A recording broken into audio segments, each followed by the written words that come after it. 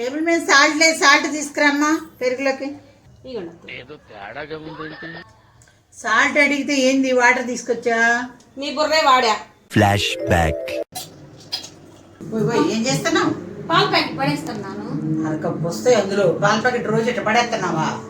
మరి పాలు తీసే పడేరా? చాలే ఊరిక చూసి నేర్చుకో. ఎన్నాళ్ళైంది కాపురానికి వచ్చి? చూడు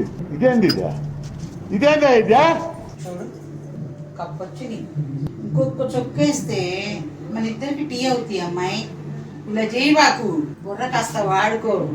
అత్తయ్య ఏదైనా ఇంతే చేయాలా? ఏదైనా కడిగిపోసుకొని ఇవ్వాలి. ఈ మాత్రం ఇస్తే చాలు, చెల్లరగిపోతారు. నేను చెప్పారు ఏదైనా కడిగిపోయాలని చెప్పారు కదా, అందుకని అలా చేసా. ఏదైనా అంటే గిన్నెలు కడిగి తెచ్చామైంది కాదు, సాల్ట్ ప్యాకెట్లు అడుగుని కొంచెం ఉంటది కదా, సాల్ట్ ప్యాకెట్ కడిగి నీళ్ళు పోసుకొని వచ్చా. మీరేగా నిన్న చూపించారు. అమ్మ నిజంగానే చేసింది పిల్ల. ఏదైనా కడగమంటే పాల బాటిల్ గాని గిన్నె గాని కడిగి పోసుకోమన్నా, సాల్ట్ ప్యాకెట్ కడిగి నాకు పోయమన్నా. కాస్త వాడుకో అమ్మాయి, నన్ను దీనబాకు పో. వాడితే వాడానంటారు, వాడిపోతే వాడే.